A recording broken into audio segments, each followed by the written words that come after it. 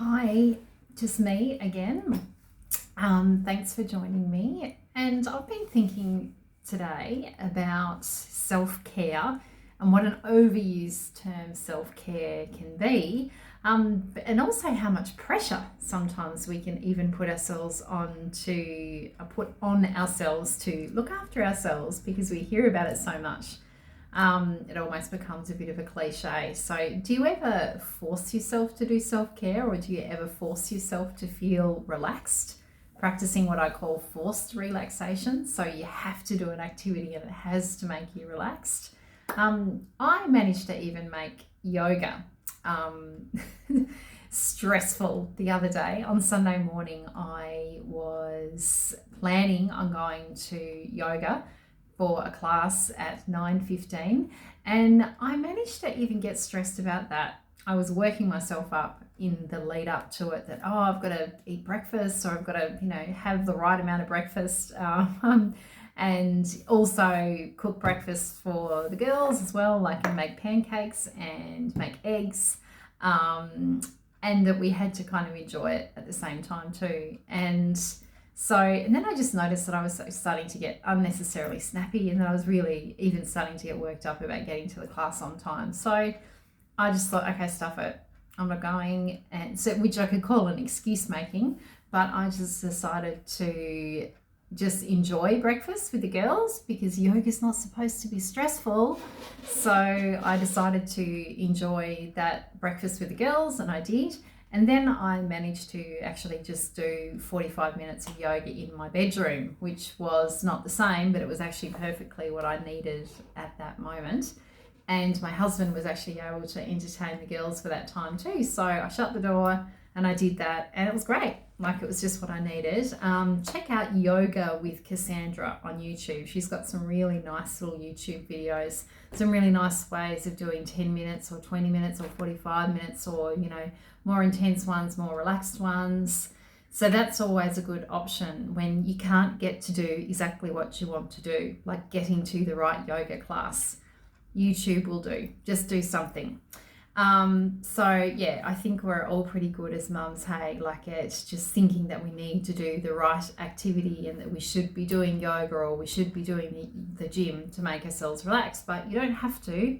Just pick something for the pure indulgence of it. And sometimes if your self-care is just lying on the couch, just enjoying watching Netflix, then just do that. Don't stress ourselves out trying to relax. And later that day as well, I was even able to go to the State Cinema, which is a local independent cinema for those that don't live in Hobart. And I sat down in the cinema all by myself. There was not actually one person in the movie that I'd chosen because it was 12 o'clock on a Sunday afternoon.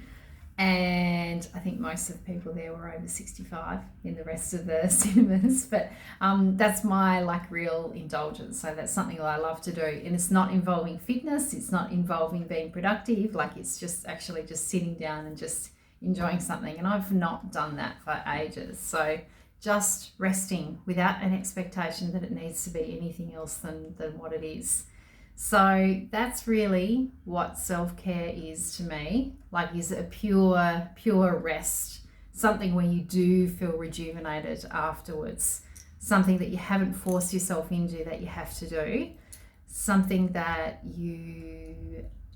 that it really sort of builds you up afterwards. And I can genuinely say that I felt rested at the end of it, and that I've then had that time to kind of connect with my children genuinely at the end of the day when they returned home because they'd been out for the day.